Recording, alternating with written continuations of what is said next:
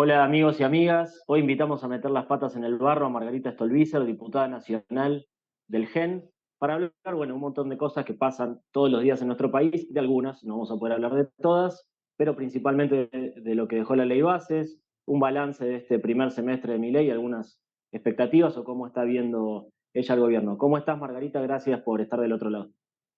Hola Manuel, gracias por la invitación. No quiero dejar de repetirte ahora en el aire cuánto he apreciado a tu padre y por eso cuánto valoro este encuentro con vos también. A él en lo personal por haberlo conocido en nuestra juventud y también por su trayectoria profesional. Así que bueno, me da un gusto estar con vos. Bueno, muchísimas gracias por la mención a mi viejo. Te pregunto primero sobre la ley bases, lo que dejó la ley bases, si quedaste conforme con el debate, con el resultado, ¿qué balance haces de ese proceso que se dio la semana pasada?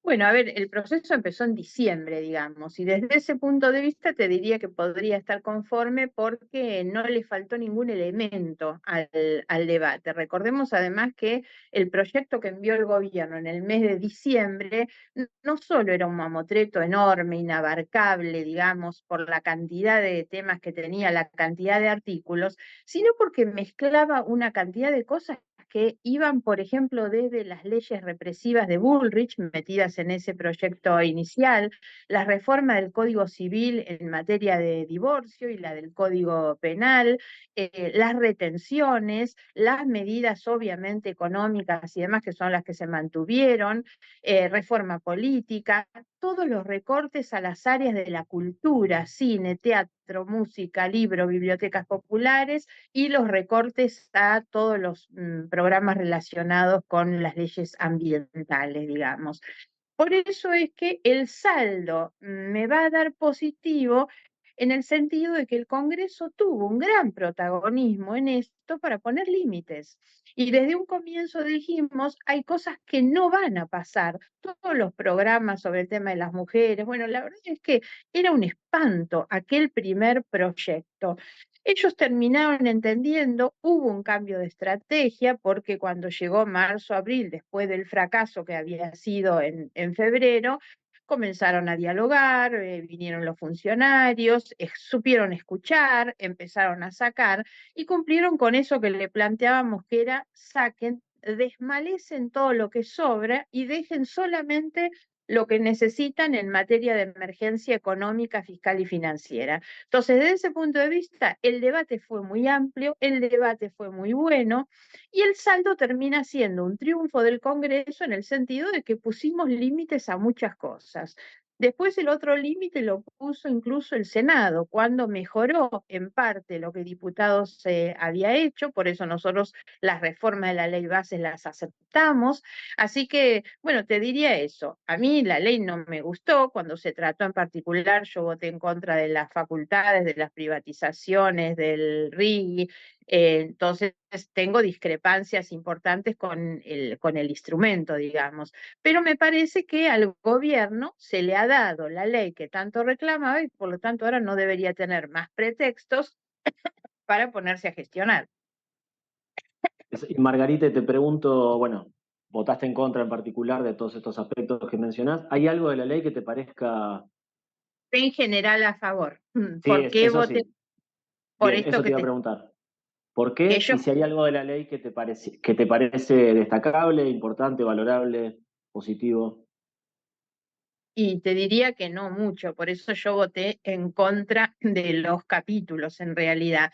Había una cosa que a mí me parecía razonable, que eran reformas de tipo administrativo, simplificación de procedimientos. A veces a la gente la burocracia administrativa le complica mucho las cosas y entonces reducir eso. Pero voté en contra también de los capítulos relacionados con energía. Por eso en los contenidos me parecía bastante difícil. Siempre recordemos que eran dos leyes. Una es esta ley de bases, que es todo lo que contiene la emergencia, las facultades, privatizaciones, RIGI, y la otra es lo que se llama el paquete de medidas fiscales, digamos.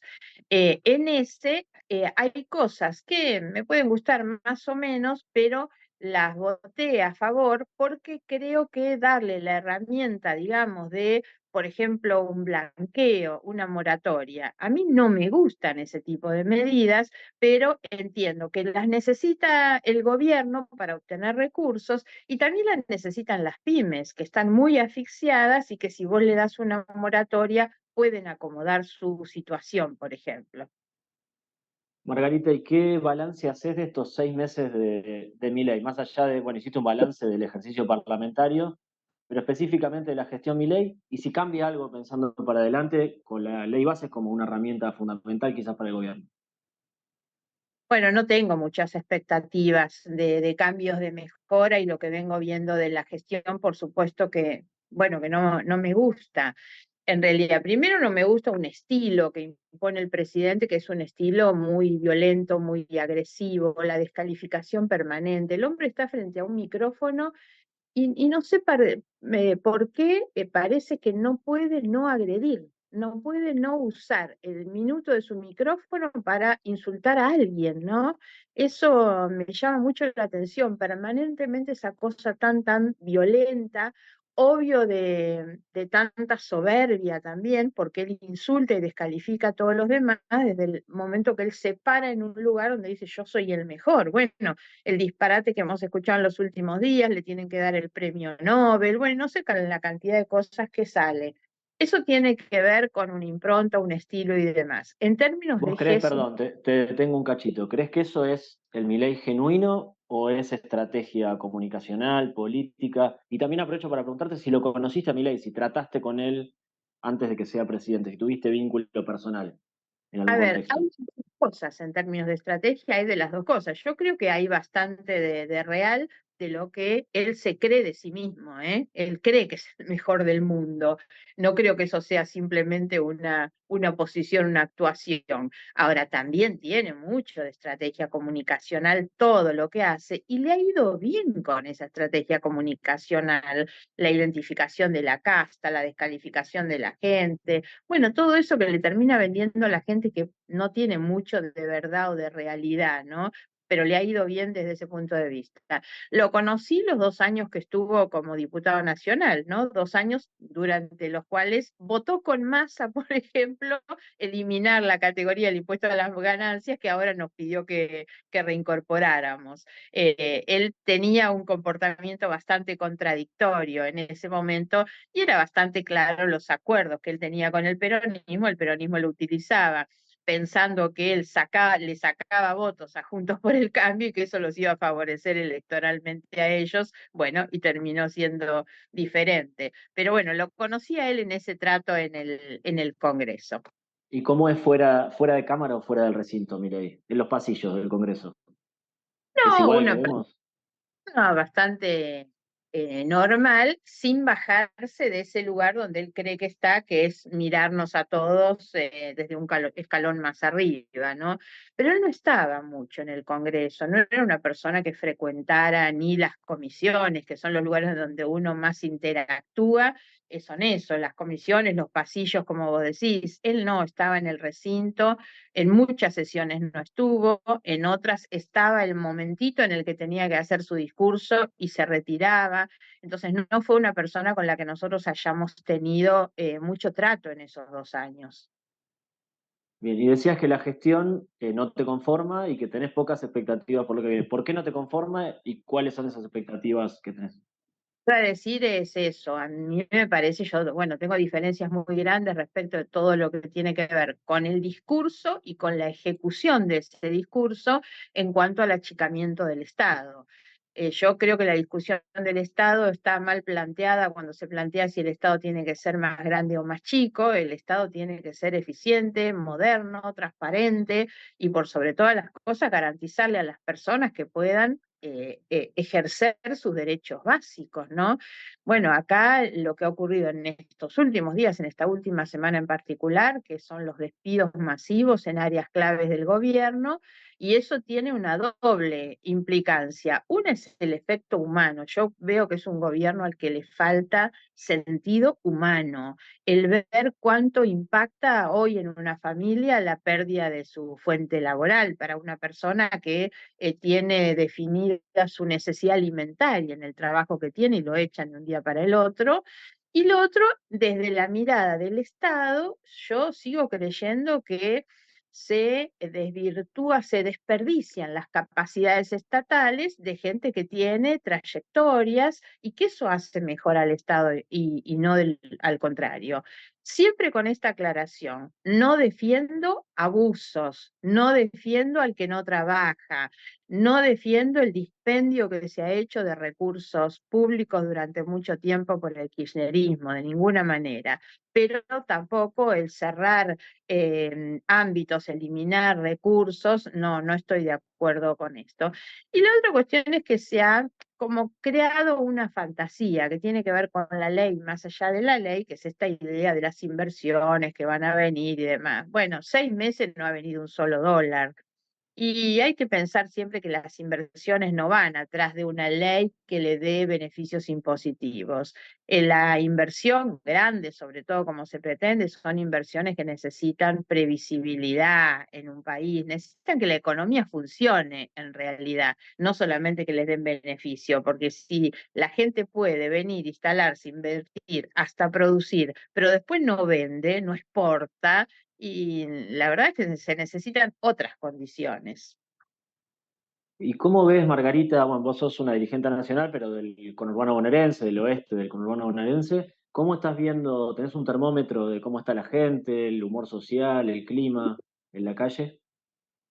Bueno, hay dos cosas. Yo creo que el clima social y la calle no está bien, y esto es lo que le falta al gobierno, que es esa mirada social, ¿no? De lo que pasa en la calle. La gente no lo está pasando bien. Hay un cambio muy fuerte en los hábitos de consumo de la gente que salía a comer afuera y ya no lo hace, que compraba determinadas marcas y ya no lo hace. Esto claramente impacta en el consumo y eso vamos a ir viendo que tiene todo un efecto cascada, digamos, un efecto dominó después que también se va a traducir en gente que va perdiendo sus trabajos porque no puede vender o prestar los servicios como lo hacía antes, ¿no? Ahora, hay también un sentimiento ambivalente en la calle de la gente que transmite ese sentimiento de enojo contra la política en general, de demanda y demás, pero que también le sigue poniendo como una ficha de expectativa al gobierno, ¿no? Que son los que nos dicen, bueno, no pongan palos en la rueda, déjenlo, los ajustes había que hacerlos, es la gente, recordarás que el día que asumió Milei gritaba en la plaza, no hay plata, y la gente lo aplaudía, ¿no? Y Sí, entonces sí, hay gritaban muchos, ajuste, ajuste, claro. claro, y hay muchos que dicen eso, bueno, el ajuste había que hacerlo y este hombre lo está haciendo, pero ya vamos a salir, ya nos va a ir mejor, ¿no? Así que eso se dan las dos cosas, me parece, en la conversación con la gente en la calle. Bien, sí, sí hay como un clima de, por lo menos en el votante Milei, todavía Te aguanto, expectativa de cierta confianza y un aguante que, bueno, igual están esperando resultados, me parece, en el claro, corto plazo por lo menos. Te hago una claro. pregunta, vuelvo al Palacio. La justicia, un actor, a ver, esto por ahí es impresión mía, vos decime si coincidís, quizás no, un actor muy presente en la discusión política en los últimos años, por lo menos en los últimos 10 años te diría, y hoy un poco ausente, la justicia federal, la corte. ¿Qué papel estás viendo que juegan en este proceso, en esta era Milei que recién arranca, en estos 6 meses? Mira, diría que están mirando también, que están con una cautela tal vez necesaria. A mí no me gusta mucho tampoco ni la judicialización de la política ni la politización de la justicia, ¿no? Yo creo que nuestro sistema democrático, nuestro Estado de Derecho, lo que requieren es una división y una independencia de poderes realmente muy clara para que todo funcione bien. Entonces, cuando se dan esas confusiones, digamos, no, no me parece que sea bueno para el funcionamiento del sistema. Más allá de eso, en la Corte hay, como en todos lados, un nivel de especulación que será, bueno, espero a ver qué es lo que va pasando. Entonces, no se están metiendo en nada por el momento. No está mal que sea de esa manera. Mi aspiración es que la justicia en su conjunto funcione mejor, porque en realidad los derechos de las personas necesitan siempre, en última instancia, el amparo de la justicia, ¿no? Y por eso necesitamos una justicia que también, como dije recién, del Estado, hace al Poder Judicial funcione de manera eficiente, dinámica, transparente y que sirva para garantizar derechos. ¿Qué significa eso? Que la justicia funcione mejor y cómo se hace, cómo se logra. ¿Es posible en el corto plazo que la justicia funcione mejor? A ver, hay cambios, algunos se han dado más lento de lo que debería ser, pero se van dando, que tiene que ver con la era digital, digamos. Todavía tenemos un nivel de papelización demasiado alto dentro de lo que es el Poder Judicial, esquemas burocráticos demasiado fuertes todavía. La pandemia mejoró algunas cosas, pero todavía seguimos con esos sistemas de lentitud, ¿no? Tal vez el problema más grave de la justicia es la lentitud, y no me estoy refiriendo a la justicia en su relación con el poder político, me refiero a la justicia, la de todos los días, ¿no? Del trabajador cuando tiene que ir a reclamar una indemnización, una mujer que va a reclamar la actualización de la cuota alimentaria. Esa es la justicia que hoy más deudas tiene con la sociedad, sumado a los nuevos conflictos, organizaciones criminales, problemas ambientales. Me parece que hay una justicia que tiene demasiadas deudas con la sociedad. ¿En cuánto tiempo estas cosas se pueden mejorar? Bueno, lo primero que tenemos que hacer es reconocer que el problema existe y tener un buen diagnóstico de cuáles son los problemas. Muchas veces cuando hablamos de la justicia, me pasa a mí también, nos enfocamos en Comodoro Pi. Entonces parece que la justicia pasa por lo que pasa en Comodoro Pi, que eso que es juzgado penal federal. Ahí pasan los delitos de los poderosos, narcotráfico, corrupción, y no es eso el sentido, digamos, al que yo me refiero cuando digo los cambios que la justicia debe hacer para que efectivamente le sirva a la gente, no a los poderosos. Bien, te hago la última, que en realidad son dos, también de Palacio, pero hablando ya de política y pensando en el escenario electoral del año que viene, para el cual falta mucho, pero no tanto. No, De hecho, Milei el otro día dijo que tiene 57% de intención de voto o algo así en una entrevista. ¿Vos cómo ves el mapa político para el año que viene? Esa sería la primera, sobre todo pensando en estas internas que hay adentro del PRO y el vínculo Libertad Avanza con el PRO, con el macrismo. Y la segunda, ¿vos cómo te ves ubicada el año que viene o dónde te ves parada el año que viene? a ver, hay un escenario de una polarización muy fuerte con este nuevo esquema de polarización que arma Milei, que es él y nos quiere meter a todos del otro lado, ¿no? Es un esquema, en general, la polarización ha sido un buen negocio electoral, ¿no? Los que polarizaron ganaron elecciones y él obviamente que busca hacerlo de la misma manera. Yo creo que el camino de la polarización sirve para ganar elecciones, pero no para gobernar y es muy malo para el país. Por lo tanto, yo sigo pensando, como lo he hecho desde hace mucho tiempo, que hay que sostener un sistema político y de partidos políticos más diverso, más abierto, más plural, que no puede ser que haya que elegir solamente entre River y Boca, que en el medio juegan todos los otros equipos de fútbol a los que hay que preservar porque tienen identidades distintas, representan cosas distintas y así debería ser en la política. Y yo me ubico en ese lugar. Mi ley a mí me ayuda a definirme muy fácil en un espacio de oposición. Y de la misma manera me define el kirchnerismo, porque yo creo que mi ley es el emergente de mucha gente también que no quiere saber nada de volver atrás, que el kirchnerismo le ha hecho mucho daño a la Argentina. Por eso yo me ubico muy claramente en ese lugar intermedio. Después veremos quiénes son los que pueden estar en ese lugar intermedio, quiénes son los que quieren estar y están Eso dispuestos, te iba a preguntar, en ese centro que estás pensando en construir, ¿a están quiénes están dispuestos cerca por lo menos? ¿O quiénes podrían estar? Más allá de lo que que quieran o no. no, los que estén dispuestos a salir de la comodidad y las ventajas que ofrece la grieta, porque es mucho más fácil estar en el extremo de la grieta porque accedes más fácil al poder. El lugar este del medio es un lugar de construcción permanente, muy compleja, muy diversa, donde hace falta también demasiada generosidad para estar en ese lugar que debe ser compartido por distintos actores.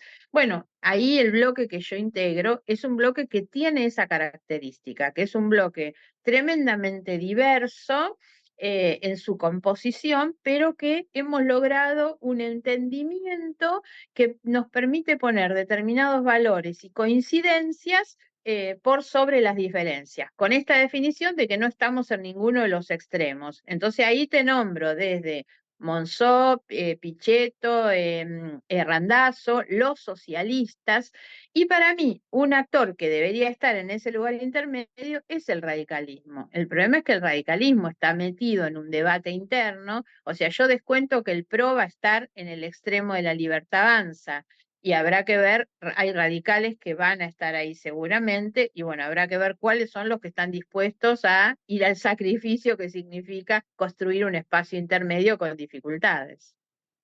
Bueno, Margarita Stolbizer metió las patas en el barro. Te agradecemos mucho, Margarita. Te mando un beso grande. Gracias por este rato. Gracias a ustedes, hasta pronto, chau, chau. Chau.